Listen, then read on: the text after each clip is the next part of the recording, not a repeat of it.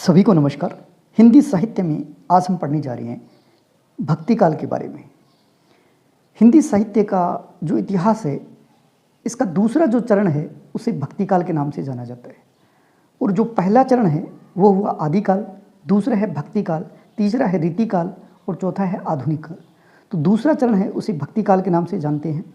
आचार्य रामचंद्र शुक्ल ने पूर्व मध्यकाल के नाम से इसे पुकारा है, यानी भक्ति काल है, इसे पूर्व मध्यकाल के नाम से आचार्य रामचंद्र शुक्ल ने पुकारा है और उत्तर मध्यकाल को उन्होंने रीतिकाल के नाम से पुकारा है। आचार्य रामचंद्र शुक्ल के अनुसार जो भक्ति काल है उसकी समय सीमा 1375 विक्रमी संवत से 1700 विक्रमी संवत माना है। यानी कि अगर ईस्वी सन की बात करें तो 1318 से 1643 जो ईस्वी सन है वो सीमा है भक्ति काल की। डॉक्टर नगेंद्र के अनुसार भक्ति काल की समय सीमा है वो है 1350 से 1650 ईस्वी। तो आचार्य रामचंद्र शुक्ल है उसको आपको अच्छी तरह से याद करना है कि विक्रमी संवत के अनुसार उन्होंने माना है तो 1375 विक्रमी संवत से 1700 विक्रमी संवत तक। जॉर्ज अब्राहम ग्रियर्सन ने भक्ति काल को हिंदी साहित्य का स्वर्ण काल कहा है। उन्होंने हिंदी साहित्य का स्वर्ण काल है वो भक्ति काल को कहा है और ये भक्ति काल को कहने वाली है जॉर्ज अब्राहम ग्रियर्सन। अब ये क्यों कहा है उन्होंने स्वर्ण काल? देखिए, उच्च कोटि की काव्य रचना हुई उसमें, यानी भक्ति काल में जितनी भी रचनाएं हुई वो उच्च कोटि की काव्य रचनाएं हैं, आध्यात्मिकता है और समाज चेतना के कारण भक्ति काल को हिंदी का स्वर्ण काल कहा जाता है। अब देखिए, ग्रियर्सन ने तो ये कहा है भक्ति काल के बारे में कि ये हिंदी साहित्य का स्वर्ण युग है, यह स्वर्ण काल है। इसी तरह डॉक्टर रामविलास शर्मा ने भक्ति काल को लोक जागरण काल कहा है, यानी डॉक्टर रामविलास शर्मा ने भक्ति काल को लोक जागरण काल कहा है। और डॉक्टर पृथ्वीनाथ कमल कुलश्रेष्ठ ने भक्ति काल को कलात्मक या उत्कर्ष काल कहा है। कलात्मक उत्कर्ष काल किसने कहा है भक्ति काल को? तो वह है डॉक्टर पृथ्वीनाथ कमल कुलश्रेष्ठ। इसके बाद में आचार्य हजारी प्रसाद द्विवेदी जी हैं, उन्होंने भक्ति आंदोलन को लोक जागरण की संज्ञा दी है, यानी भक्ति आंदोलन हुआ उसको लोक जागरण की संज्ञा दी है आचार्य हजारी प्रसाद द्विवेदी जी ने। ये जो भक्ति शब्द है, भक्ति, उस शब्द का सर्वप्रथम उल्लेख श्वेता श्वेतर उपनिषद में मिलता है। तो ये बहुत बार प्रश्न पूछा है कि भक्ति शब्द का सर्वप्रथम उल्लेख कहाँ से प्राप्त होता है, तो आपका उत्तर होना चाहिए श्वेता श्वेतर उपनिषद। मोरियर विलियम्स के अनुसार भक्ति शब्द है उसकी व्युत्पत्ति कैसे हुई? तो भक्ति शब्द की व्युत्पत्ति हुई है संस्कृत की भज जो धातु है उससे, और इसमें कतिन प्रत्यय है उसके जुड़ने से भक्ति शब्द है उसकी व्युत्पत्ति मानी है। अब देखिए, प्रश्न ये बनता है कि भक्ति शब्द की उत्पत्ति भज धातु से और कतिन प्रत्यय से जुड़ने से हुई है। ये संस्कृत के भज धातु से और कतिन प्रत्यय से जुड़ने से हुई है भक्ति शब्द की उत्पत्ति। ऐसा मानने वाले कौन हैं? तो आपको ये नाम याद रखना है, मोनियर विलियम्स, जिसका अर्थ होता है अपने आराध्य यानी भगवान के ऐश्वर्य में भाग लेना।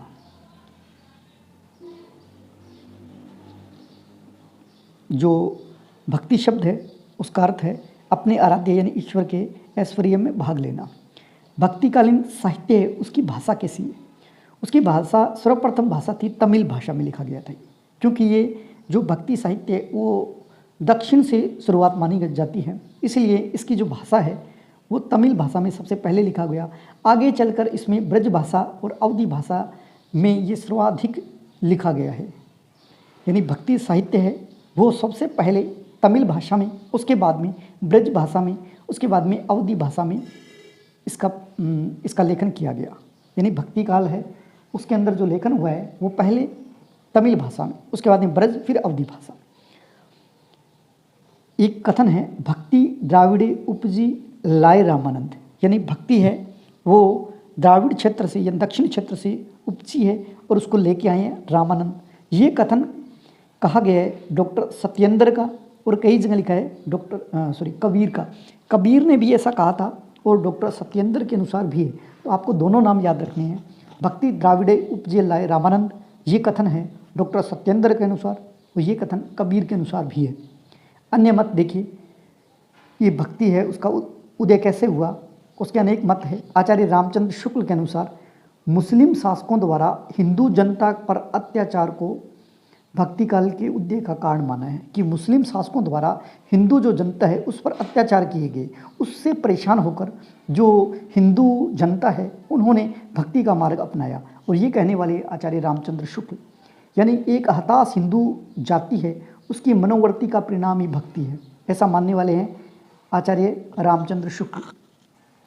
लेकिन इस मत का खंडन करते हैं आचार्य हजारी प्रसाद द्विवेदी जी। हजारी प्रसाद द्विवेदी जी कहते हैं कि शुक्ल जी के इस मत से वो असहमत है। वो कहते हैं, मैं इस्लाम के महत्व को भूल नहीं रहा हूँ, फिर भी जोर देकर कहना चाहता हूँ कि इस्लाम भारत में न आया होता तो भक्ति का 12 आना वैसा ही होता जैसा आज है। और ऐसा कहने वाले हैं हजारी प्रसाद द्विवेदी, यानी शुक्ल जी के मत से असहमत है। वो नहीं मानते कि भक्ति जो है वो दक्षिण की ही देन है और उस पर मुस्लिम शासकों का अत्याचार हुआ था, उस वजह से हिंदू जो जाति है उसने भक्ति जो मार्ग है उसको अपनाया। ये ज़रूरी नहीं है। इसके अलावा ग्रियर्सन व बेबर, उन्होंने भक्ति साहित्य को ईसाइयत की देन माना है। ये कहते हैं कि जो भक्ति है वो ईसाइयत की देन है, और ऐसा मानने वाले हैं ग्रियर्सन और बेवर। फिर ग्रियर्सन की एक और परिभाषा है कि भक्ति काल है उसमें अचानक बिजली की चमक के समान फैल जाने वाला साहित्य कहा है। यानी भक्ति काल में जो साहित्य लिखा गया है वो कहते हैं कि अचानक बिजली की चमक के समान फैल जाने वाला साहित्य है, और ऐसा कहने वाले हैं ग्रियर्सन। डॉक्टर ताराचंद के अनुसार भक्ति साहित्य को अरबों की देन माना है, यानी डॉक्टर ताराचंद मानते हैं कि भक्ति साहित्य है वो अरबों की देन है। रामविलास शर्मा ने कहा है कि भक्ति आंदोलन एक जातीय और जनवादी आंदोलन है। ये कहने वाले हैं रामविलास शर्मा। तो देखिए, जो परिभाषा अभी हमने पढ़ी है उसमें आचार्य हजारी प्रसाद द्विवेदी की, आचार्य रामचंद्र शुक्ल की, उसके बाद ग्रियर्सन की, फिर ताराचंद की, फिर रामविलास शर्मा की। तो इनमें से जो महत्वपूर्ण परिभाषा रामचंद्र शुक्ल की है तो वो तो आपको याद करनी है। उस मत को असहमत या उस मत से असहमत से वो हजारी प्रसाद द्विवेदी जी। उसके बाद में ग्रियर्सन वो ईसाइयत की देन मानते हैं, और ताराचंद है वो कहते हैं अरबों की देन है, और रामविलास शर्मा कहते हैं भक्ति आंदोलन एक जातीय और जनवादी आंदोलन है। इस तरह से ये परिभाषा आपको अच्छी तरह से याद रखनी है। और देखिए, भक्ति आंदोलन है उसका आरंभ कहाँ से हुआ और किस तरह से भक्ति है उसकी शुरुआत हुई। दक्षिण के आलवार संतों द्वारा, जो आलवार संत है वो 5वीं शताब्दी से 10वीं शताब्दी के मध्य इनका विकास हुआ था। आलवार संत है। तो आलवार संतों के द्वारा भक्ति आंदोलन है उसका आरंभ माना जाता है। आलवार जो संत है वो दक्षिण भारत के आरंभिक संत है, जो वैष्णव भक्तों को, यानी जो आलवार संत है वो दक्षिण भारत के है, जो वैष्णव भक्त है उनको आलवार संत कहा जाता है। प्रारंभिक आलवार संत है उनमें वो मानते हैं कि वो विष्णु भगवान हैं, उनकी गदा, शंख और चक्र के अवतार माने जाते हैं आलवार संत। यानी आलवार है वो वैष्णव भक्त है, और आलवार जो संत है उसकी संख्या है 12, और इन 12 जो आलवार संत है उनमें एक महिला है, उसका नाम है आंडाल या अंदाल। आपको ये भी नाम याद रखना है, कई बार पूछा है। निम्न में से कौन सी आलवार संत महिला है, जिसमें 4 ऑप्शन दिए होते हैं तो उसमें एक ये नाम भी होता है अंदाल, आप याद रखेंगे। इनकी जो भाषा थी आलवार संतों की, वो भाषा है तमिल, क्योंकि ये दक्षिण भारत की भाषा है और दक्षिण भारत से ही भक्ति आंदोलन है उसकी शुरुआत मानी जाती है।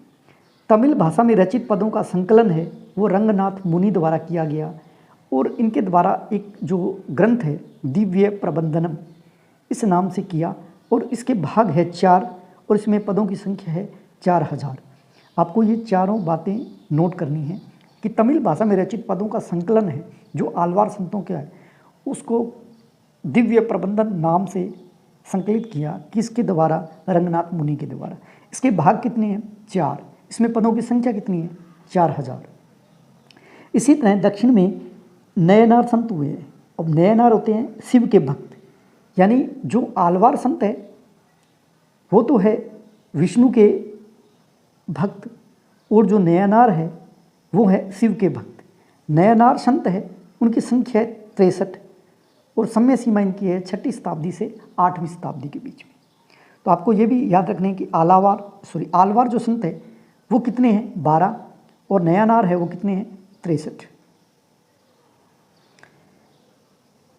जो भक्ति काल है उसका जो डिवाइडेशन किया गया है, यानी भक्ति काल है उसको मुख्य रूप से 2 भागों में बांटा गया। एक तो निर्गुण काव्य धारा, एक है सगुण काव्य धारा। अब निर्गुण काव्य धारा कौन सी है और उसके शाखाएं कौन कौन सी है? तो निर्गुण काव्य धारा है, उसकी 2 शाखाएं हैं, एक ज्ञानाश्री काव्य धारा, एक है प्रेमाश्री काव्य धारा। ज्ञानाश्री काव्य धारा है वो आगे चलकर संत काव्य के रूप में प्रसिद्ध हुई और संत काव्य के प्रसिद्ध कवि है वो है कबीर। प्रेमाश्री काव्य है वो सूफी काव्य के रूप में जाना जाता है और इसके प्रतिनिधि कवि है जायसी, यानी मलिक मोहम्मद जायसी। उसके बाद में दूसरा जो भक्तिकालीन में साहित्य लिखा गया वो है सगुण काव्य धारा। सगुण काव्य धारा है, एक तो उसमें कृष्ण काव्य धारा यानी कृष्णाश्री काव्य धारा है, एक रामाश्री काव्य धारा है। कृष्णाश्री काव्य धारा है, उसमें कृष्ण का या भगवान श्री कृष्ण है, इन्हीं को लेकर काव्य रचनाएं की गई थी। तो यानी कृष्ण काव्य जो लिखा गया वो कृष्णाश्री काव्य धारा में लिखा गया और रामाश्री काव्य धारा में राम काव्य लिखा गया। कृष्ण काव्य धारा में सूरदास के द्वारा जो काव्य लिखा गया और राम काव्य है उसमें जो महत्वपूर्ण कवि है वो है तुलसीदास। इस तरह से आपको ये याद रखना है कि भक्तिकालीन जो साहित्य है उसकी काव्य धारा 2 तरह की थी, एक निर्गुण काव्य धारा, एक सगुण काव्य धारा। निर्गुण काव्य धारा के 2 शाखाएं थी, ज्ञानाश्री और प्रेमाश्री, और सगुण काव्य धारा की भी 2 शाखाएं थी, कृष्णाश्री और रामाश्री। इस तरह से ये चार्ट आपको याद करना है। फिर ज्ञानाश्री और प्रेमाश्री जो नाम है, ये नाम है ये किसके द्वारा दिया गया? ये है आचार्य रामचंद्र शुक्ल के द्वारा दिया गया। संत काव्य और सूफी काव्य जो नाम है, संत काव्य और सूफी काव्य जो नाम है वो डॉक्टर रामकुमार वर्मा द्वारा दिया गया। इसके बाद सूफी काव्य को रोमांटिक काव्य धारा नाम किसने दिया? महत्वपूर्ण बात है, इसको आप अच्छी तरह से याद करेंगे। सूफी काव्य धारा को रोमांटिक काव्य धारा का नाम या रोमांटिक काव्य धारा के नाम से जाना जाता है। ये नाम किसने दिया? तो ये नाम देने वाले हैं गणपति चंद्र गुप्त। इस तरह से हमने भक्तिकालीन साहित्य है उसकी जो रूपरेखा है, उसकी भूमिका है, उसको पढ़ा है। उसके बाद में हम निर्गुण काव्य धारा है इसके बारे में अच्छी तरह से पढ़ेंगे। इसमें एक एक जो शाखाएं हैं इनके बारे में डिटेल से पढ़ेंगे आगे की वीडियो में। तब तक के लिए स्वस्थ रहिए, मस्त रहिए। जय हिंद, जय भारत।